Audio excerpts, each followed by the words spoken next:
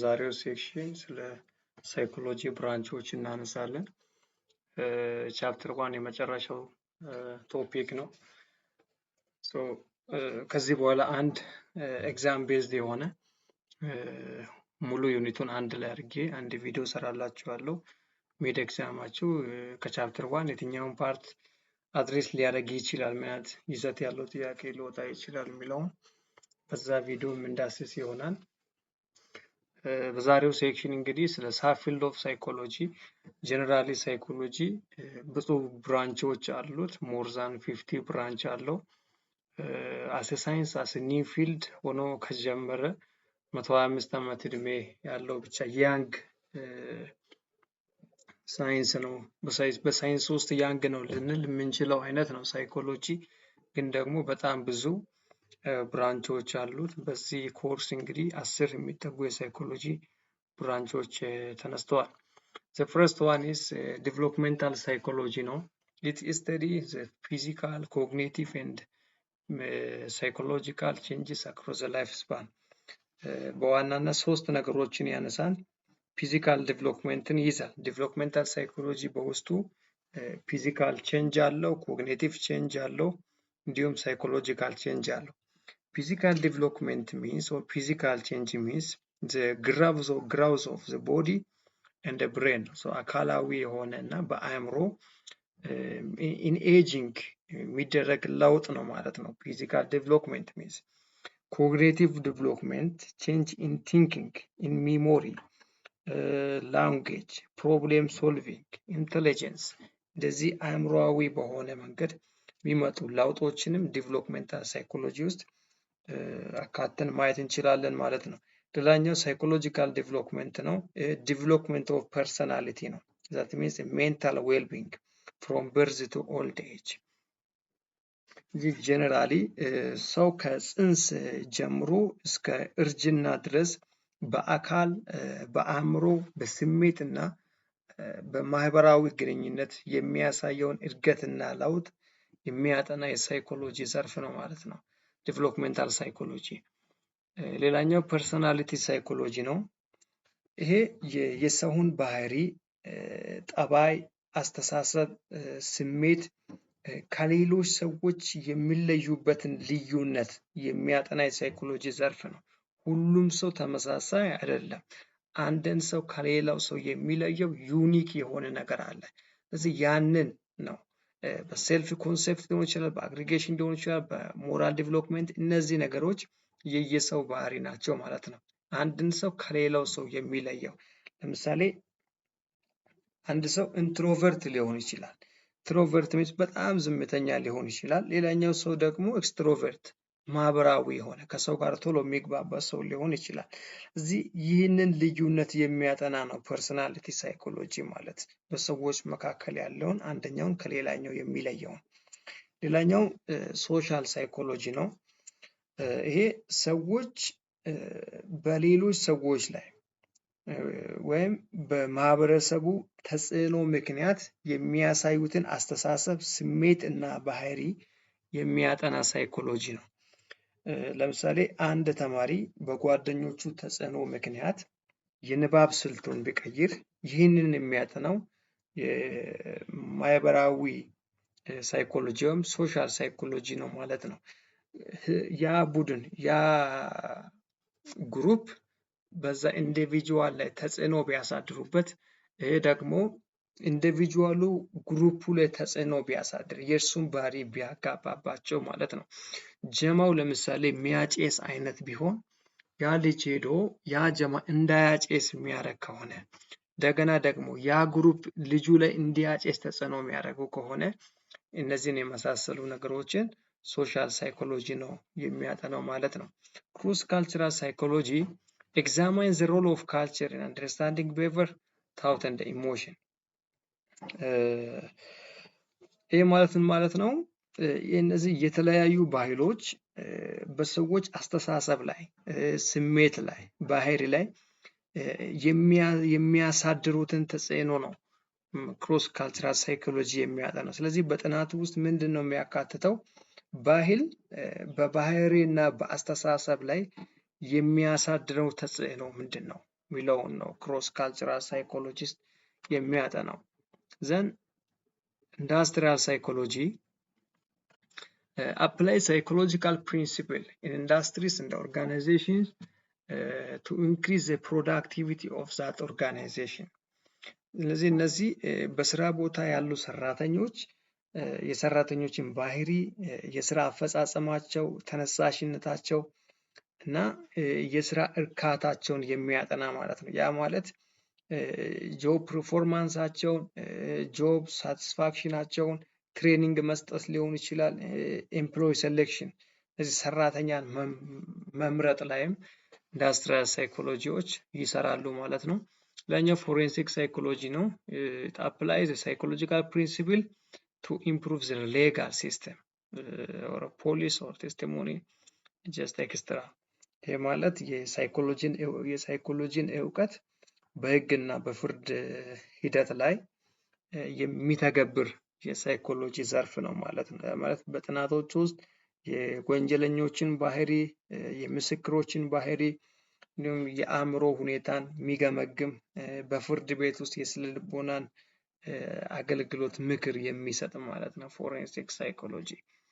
Educational psychology concerned with the application of psychological principles and theories in improving the educational process including curriculum, teaching and administration of academic program።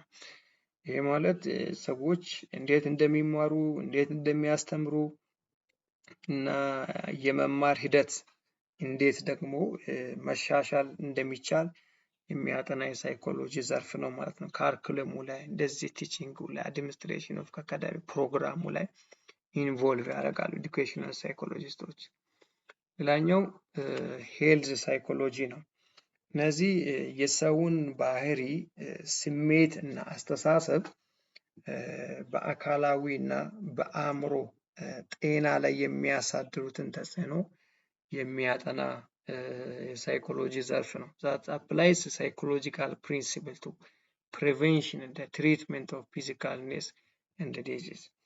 መከላከል ላይም ሊሆን ይችላል። ጀስት የበሽታ መከላከል፣ የአመጋገብ ልምድ፣ ጤናማ የኑሮ ዘይቤ ላይ ፎከስ ያደርጋሉ። ለምሳሌ ሰዎች መደበኛ የአካል እንቅስቃሴ እንዲያደርጉ፣ ጤናማ የሆነ ምግብ እንዲመገቡ፣ ጭንቀትን እንዲቀንሱ የሚያበረታታ የሳይኮሎጂ ዘርፍ ሄልዝ ሳይኮሎጂ ይባላል። ሌላኛው ክሊኒካል ሳይኮሎጂ ነው።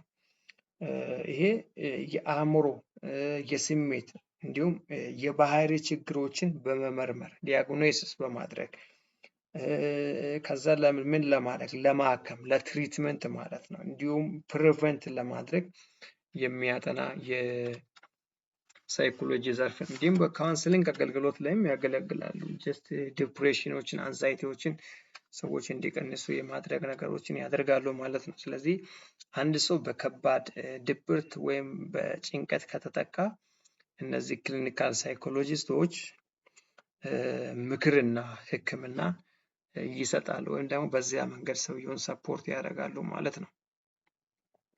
ሌላኛው ካውንስሊንግ ሳይኮሎጂ ነው። ከዛ በፊት ግን ክሊኒካል ሳይኮሎጂ እና ሄልዝ ሳይኮሎጂ አንዳንድ ጊዜ በምርጫ ተመሳሳይ አይነት አድርጎ የማምጣት ነገሮች አላቸው። ግን ሁለታቸው ምንድን ነው ፎከሳቸው የሚለውን ዲፍረንሳቸውን አንስተን እንለፍ። ክሊኒካል ሳይኮሎጂ በዋናነት የአእምሮ እና የባህሪ ችግሮችን ለመመርመር እና ለማከም ወይም ደግሞ ማከም ላይ ነው ትኩረት የሚያደርጉት ካውንስሊንግ ሳይኮሎጂዎች።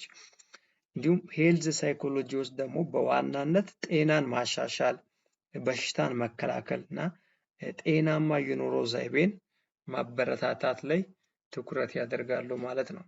ሌላኛው ካውንስሊንግ ሳይኮሎጂ ነው። ይሄ ሰዎች በግል ህይወታቸው ሊሆን ይችላል፣ በትምህርት ቤት፣ በስራ፣ በቤተሰብ እና በማህበራዊ ህይወት የሚያጋጥማቸውን ችግሮች በምክር እንዲፈቱ የሚረዳ የሳይኮሎጂ ዘርፍ ነው። ያ ማለት የግል ችግርን፣ የቤተሰብ ችግርን፣ የትምህርት ቤት ችግርን፣ የስራ ችግርን ለመፍታት የምክር አገልግሎት የሚሰጡ ናቸው ማለት ነው። ለምሳሌ ተማሪ ከዚህ በኋላ ዲፓርትመንት ምርጫ አለ። ይሄኛውን ቢመርጥ ይሻላል፣ ይሄም የትኛው ይሻለኛል የምትሉትን ነገር ጀስት ኬሪየር ጋይዳንስ እንደዚህ አይነት ነገሮች የምታገኙበት ስትሬስ ማኔጅመንት እነዚህ ነገሮች በዚህ በካውንስሊንግ ሳይኮሎጂ ውስጥ ላይ ይፈታሉ ማለት ነው። ስለዚህ በዕለታዊ ህይወት የሚገጥሙ የግል፣ የትምህርት፣ የስራ፣ የቤተሰብ ችግሮችን በምክር ለመፍታት የሚረዳን ነው ማለት ነው። ካውንስሊንግ ሳይኮሎጂ ከክሊኒካል ሳይኮሎጂ ይለያል። ክሊኒካል ሳይኮሎጂ ከባድ የአእምሮና የባህሪ ችግሮችን የሚመረምር ለመፍታት ለማከም የሚሰራ ነው። ክሊኒካል ሳይኮሎጂስቶች ማለት ነው። ከባዱ ነው የሚሰሩት። ካውንስሊንግ ግን ቀለል ያሉ ነገሮችን ነው፣ ዕለታዊ የሆኑ ነገሮች ላይ ፎከስ ያደርጋሉ። ሌላኛው ሳይካትሪ ነው። እነዚህ የሜዲሲን ዘርፍ ናቸው። ጀስት የአእምሮ የስሜት እንዲሁም የባህሪ ችግሮችን ለመመርመር ለማከም ለመከላከል የሚሰሩ የሜዲሲን ዘርፍ ናቸው ማለት ነው። ሌላኛው ቶፒክ ስለ ሪሰርች ሜቶድ ነው። ስለ ሪሰርች ሜቶድ ስናነሳ በዋናነት 3 ናቸው በዚህ ቶታል እየተቀመጡልን ማለት ነው። ከዛ በፊት ግን እነዚህን 3 መሰረታዊ ነገሮች አይተን እነሳለን። ሳይንቲፊክ ሜቶድ፣ ቲዮሪ እና ሃይፖቴሲስ የምንለውን ከዛ በኋላ 3ቱን አይተን እንጨርሳለን። ሳይንቲፊክ ሜቶድ ማለት አንድን ሀሳብ ቴስት የምናረግበት የምናረጋግጥበት እውነት ነው ውሸት ነው የሚለውን ትክክል ነው ትክክል አይደለም የምንለውን ነገር ቴስት የምናደርግ ፕሮሰስ ኦፍ ቴስቲንግ ነው ሳይንቲፊክ ሜቶድ ሚንስ። በዚህ አይነት ሂደት ውስጥ ላይ ሲስቴማቲክ የሆነ ኦብዘርቬሽን እንጠቀማለን። ጀስት ያ ማለት ጥልቅ የሆነ ምልከታ በማድረግ ፕሮሰሱን ቴስት እናደርጋለን። እንዲሁም ስታቲስቲክስ አናላይሲስ እንጠቀማለን። ያ ማለት የትንተና መንገዶችን በመጠቀም አንድን ሀሳብ ቴስት የምናደርግበት መንገድ ቼክ የምናደርግበት ሜቶድ ሳይንቲፊክ ሜቶድ እንላለን። ሌላኛው ቲዮሪ ነው። ቲዮሪ ሚንስ የሀሳቦች ጥርቅም ነው። ኦብዘርቭድ ያደረግነው ነገር ሊሆን ይችላል። ከተለያዩ ሪሰርች የሰበሰብናቸው ነገሮች ሊሆኑ ይችላሉ። የዛ ነገሮች ጥርቅሙ አንድ ላይ የሆነው ቲዮሪ ይባላል ማለት ነው። እንዲሁም ሃይፖታይሲስ የምንለው ደግሞ የሀሳባዊ ግምት ነው። ገና ቼክ የሚደረግ አንድን ጥናታዊ ምርምር ለማካሄድ ስንነሳ የምናስቀምጠው ግምት ማለት ነው። እዚህ ጋር የወንዶችን የሴቶችን የኮንፊደንስ ሌቭል ቼክ ማድረግ የፈለገ ግምት ያስቀምጣል። ሜልስ ሃቭ ሃይ ሰልፍ ኮንፊደንስ ኢን ሜኪንግ ዲሲዥንስ ዘን ፊሜል፣ ከሴቶች ይልቅ ወንዶች ሃይ የሆነ ሴልፍ ኮንፊደንስ አላቸው በዲሲዥን ሜክ በማድረግ ላይ ብሎ አስቀምጦ የራሱን ከዛ በኋላ ይቀጥላል ማለት ነው።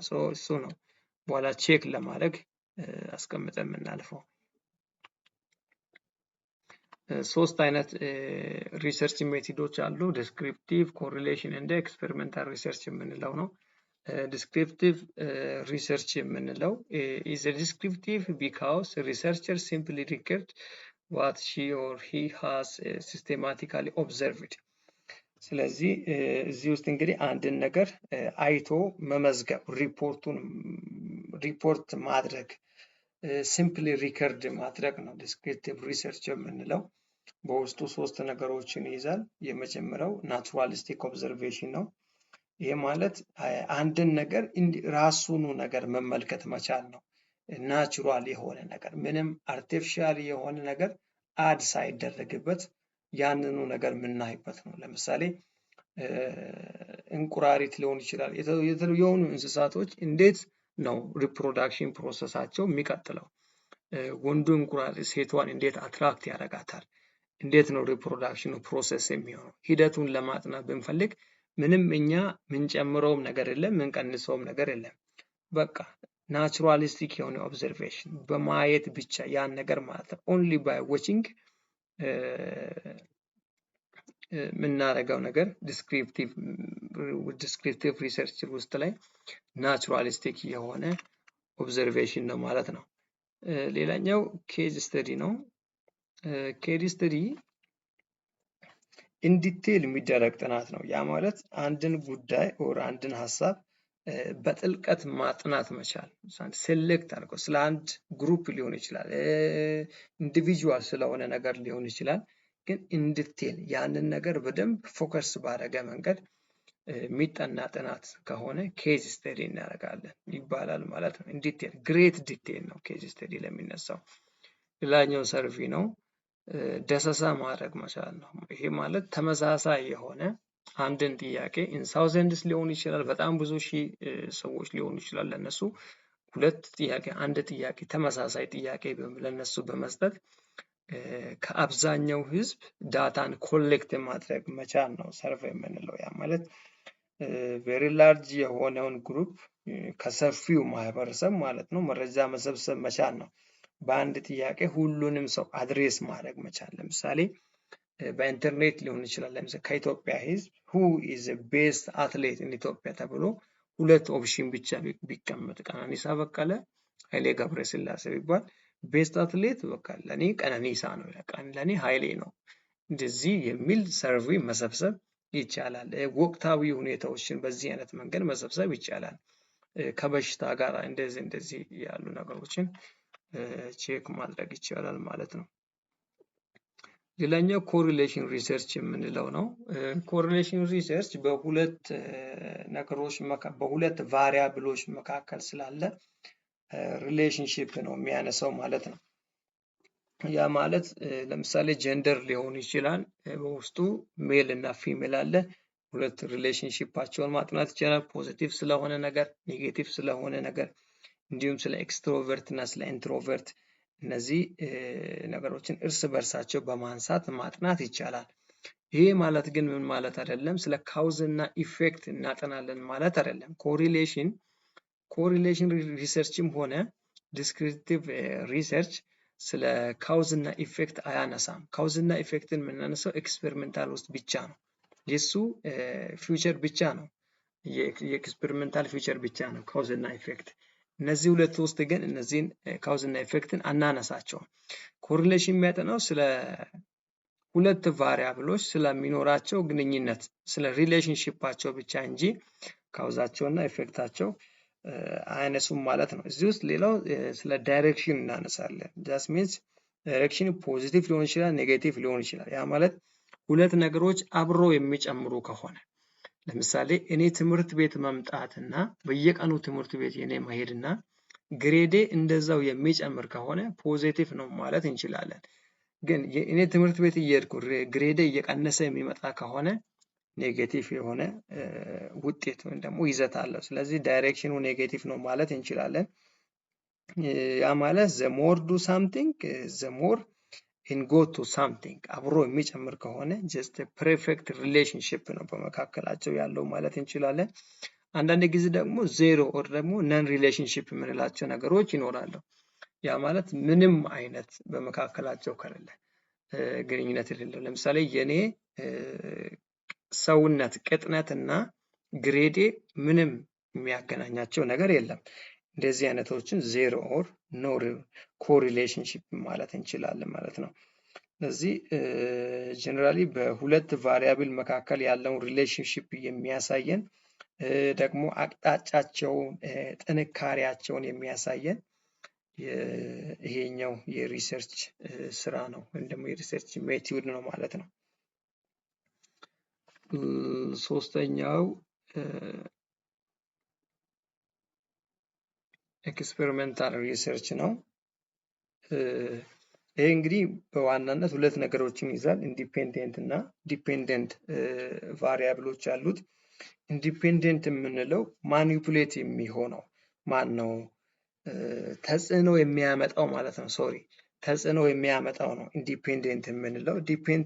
ዲፔንደንቱ ደግሞ በኢንዲፔንደንቱ ላይ ጥገኛ የሆነ ቫሪያብል ማለት ነው። እንዲሁም ሁለት ነገሮች አሉ፣ ኤክስፔሪሜንታል ግሩፕ እና ኮንትሮል ግሩፕ የምንለው።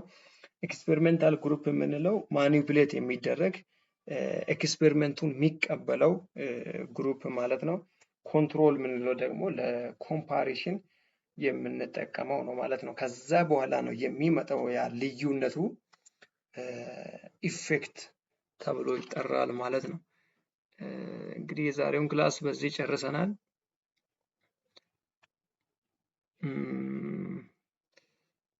እነዚህ የሪሰርች ሜቶድ ናቸው።